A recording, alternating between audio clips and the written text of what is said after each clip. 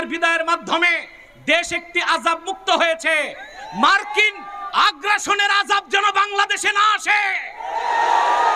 ইউনূস সাহেবকে বলে দিচ্ছি, আলেম ওলামা পীর মাশায়েখদের সিদ্ধান্তের বাইরে যুক্তরাষ্ট্রের কোনো এজেন্ডা বাংলাদেশে বাস্তবায়ন করতে দেওয়া হবে না। সেজন্য প্রয়োজনে আরেকবার বাংলাদেশের মুসলমান রক্ত দিতে বাধ্য হবে। পিলখানা হত্যাকাণ্ডের ইতিহাস আমরা ভুলে যাই নাই। নারায়ণগঞ্জে যে লোকটা বলতো খেলা হবে, যখন ডেট ফাইনাল হলো খেলোয়াড় পালায়ে গেল। সকল আত্মত্যাগ, সকল শহীদের রক্তের ইমানদারি রক্ষা করতে হবে, শহীদদের মর্যাদা রক্ষা করতে হবে, সকল হত্যাকাণ্ডের বিচার করতে হবে। 2024-এর কোটা সংস্কার আন্দোলনের 5 শতাধিক শহীদের হত্যাকাণ্ডের বিচার করতে হবে। 2021 সালের মোদী বিরোধী আন্দোলনের হত্যাকাণ্ডের বিচার করতে হবে। 2013 সালের 5ই মের শাপলা চত্বরের হত্যাকাণ্ডের বিচার ছাড়া বাংলাদেশ চলতে দেওয়া হবে না। ইনশাআল্লাহ এভাবেই বর্তমান এই অন্তর্বর্তীকালীন সরকারকে আমরা সাহায্য করব, সহযোগিতা করব। তারা আমাদের প্রাণের দাবিগুলো পূরণ করবেন সেই প্রত্যাশা ব্যক্ত করছি। স্বাধীনতার 50 বছর পরে এসেও তারা রাজাকার নাম দিয়ে এদেশের ধর্মপ্রাণ জনগোষ্ঠীকে তারা দাবায় রাখবার ষড়যন্ত্র করেছিল। যখন গোটা দেশের সমস্ত মেধাবী ছাত্র জনতাকে রাজাকার বলে গালি দিয়েছিল, তখনই আন্দোলন বারুদের মতো জ্বলে উঠেছে। বাংলাদেশে স্লোগান উঠেছিল, আমি কে তুমি কে। কে বলেছে? আমি বলতে চাই, মনে রাখতে হবে এই ঐক্যই এই আন্দোলনের মজবুত ভিত। আগামী দিনে এই ঐক্যকে ফাটল ধরাবার জন্য পরাজিত শক্তি আবার চেষ্টা করছে। হে স্কুল কলেজ ভার্সিটির ছাত্ররা, তোমাদেরকে আমাদের মাদ্রাসার অঙ্গনে আমি স্বাগত জানাই। তোমরা মসজিদে আসবে, মাদ্রাসায় আসবে, হাটহাজারীতে আসবে, নারায়ণগঞ্জের মাদ্রাসাগুলোতে, ঢাকার শহরের মাদ্রাসাগুলোতে তোমরা আসবে। আমার মাদ্রাসার সন্তানেরা টিএসসি চত্বরে যাবে। তোমরা শহীদ মিনারের সামনে গিয়ে ইসলামী ক্যালিগ্রাফি আঁকবে। বাংলাদেশের বাংলা ভাষার মর্যাদা রক্ষা করবার জন্য যেভাবে আন্তর্জাতিক মাতৃভাষা দিবস হিসেবে 21শে আগস্ট স্বীকৃত হয়েছে, সেই ভাষার মর্যাদা আমাদেরকেও রক্ষা করতে হবে। এমনি ভাবে যে কোনো মূল্যে ঐক্যকে অটুট এবং মজবুত রাখতে হবে। ইনশাআল্লাহ ছাত্র জনতার এই যে রাষ্ট্র সংস্কারের যে আন্দোলন, এই আন্দোলনে আমরা সর্বাত্মক সহযোগিতা করব। নারায়ণগঞ্জের সংগ্রামী জনতা, আপনারা শান্তি সমাবেশ থেকে আমাদের স্পষ্ট পয়গাম, সংখ্যালঘুদের জানমাল, ইজ্জত আবরু, তাদের ধর্মীয় উপাসনালয়গুলোর নিরাপত্তা হেফাজতে ইসলাম দায়িত্ব পালন করছে, অব্যাহতভাবে করে যাবে। আপনারা ওলামায়ে কেরামকে, ইমাম সাহেবদেরকে এই ক্ষেত্রে সহযোগিতা করবেন। প্রত্যেকটি মার্কেটে, প্রতিটি ইন্ডাস্ট্রিয়াল এলাকায় নিরাপত্তা নিশ্চিত করবার জন্য যতক্ষণ পর্যন্ত আইন শৃঙ্খলা রক্ষাকারী বাহিনী স্বাভাবিকভাবে দায়িত্ব পালনে নিয়োজিত না হতে পারবে, দেশের ছাত্র সমাজ যেভাবে দায়িত্ব পালন করছে এভাবে দায়িত্ব পালন করে যাবে। ওলামায়ে কেরাম, আলেম সমাজ, ইমাম সাহেবান, আপনাদের নেতৃত্বে আপনারা তাদেরকে সহযোগিতা করে যাবেন। আরেকটি পয়গাম আমি দিতে চাই, এই আগস্ট বিপ্লব, 5ই আগস্টের এই গণ অভ্যুত্থান, এটি রচিত হয়েছে এদেশের সর্বশ্রেণীর ছাত্র জনতার ঐক্যবদ্ধ এক মজবুত দৃঢ় ঐক্যের মাধ্যমে।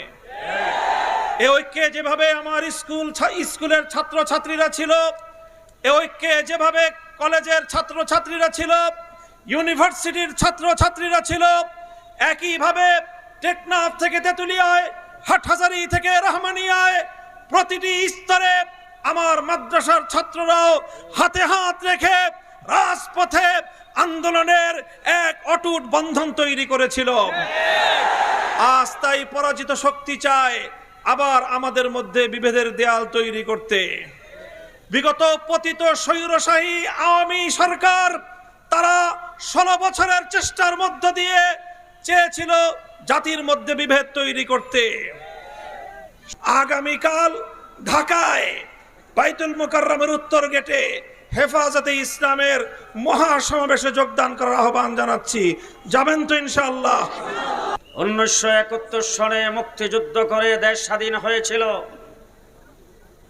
পরিপূর্ণ স্বাধীনতা আমরা অর্জন করতে পারি নাই। গত 17 বছর বাংলাদেশের মানুষকে রক্তে রঞ্জিত করে, নির্যাতন করে, জগদ্দল পাথরের মতো আওয়ামী সরকার যে দুঃশাসন চালিয়েছিল, সেই দুঃশাসনের বিরুদ্ধে আমরা গত 15 বছর লড়াই করেছি। আজকে বাংলাদেশের সংখ্যালঘুদের মন্দির গির্জার পাহারা দিচ্ছেন কওমি মাদ্রাসার ছাত্ররা। সংগ্রামী সাথী ও বন্ধুগণ, বক্তব্য নেতৃবৃন্দ রাখবেন। আমি শেষ কথা বলে যাচ্ছি আপনাদের কাছে। 2018 সালের নির্বাচনে আপনাদের এই নারায়ণগঞ্জের কৃতি সন্তান আলেম ওলামায়ে কেরামের নয়নমণি মুফতি মুনির সাহেব বিপুল ভোটে নির্বাচিত হয়েছিলেন, কিন্তু কুচক্রী মহল তাকে এমপি হিসাবে ঘোষণা করে নাই। তার দাঁত ভাঙ্গা জবাব আগামী নির্বাচনে কে কে দেওয়ার জন্য প্রস্তুত। সংগ্রামী সাথী ও বন্ধুগণ, আগামীকাল বাইতুল মোকাররম উত্তর গেটে বিকাল 3টায়। কয়টায়? কবে? আগামীকাল আমাদের নায়েব আমির হযরত মাওলানা আব্দুল আওয়াল সাহেব, মাওলানা ফেরদাউসুর রহমান সহ নারায়ণগঞ্জের হেফাজত নেতৃবৃন্দ আগামীকাল এখান থেকে যাওয়ার জন্য যেভাবে প্রস্তুতি গ্রহণ করবেন, আপনারা কি যাওয়ার জন্য প্রস্তুত? নাসরুম মিনাল্লাহ, ফাতহুন কারীব, আবাশশিরিল মুমিনিন। আসসালামু আলাইকুম। সংগ্রামী জনতা, এ পর্যায়ে আপনাদের সামনে বক্তব্য রাখবেন হযরতুল আল্লাম মুফতি এনায়েতুল্লাহ আব্বাসী পীর সাহেব জৌনপুর।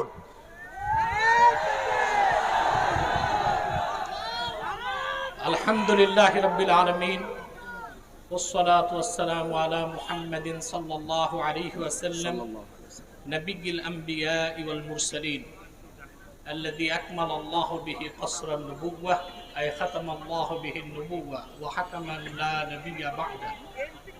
সম্মানিত সভাপতি, ছাত্র জনতা, তৌহিদি জনতা, আপনাদের সকলকে ধন্যবাদ। সময় খুব সংকীর্ণ, কিছুক্ষণ পর মাগরিবের আজান হয়ে যাবে। নারায়ণগঞ্জে যে লোকটা বলতো খেলা হবে, যখন ডেট ফাইনাল হলো খেলোয়াড় পালায়ে গেল। আমি আরেকটি কথা বলবো, শুধুমাত্র ছাত্র জনতার আন্দোলনে এই অভ্যুত্থান হয় নাই। সুদীর্ঘ 15 বছর হেফাজতের নেতৃবৃন্দ কারাবরণ করেছে।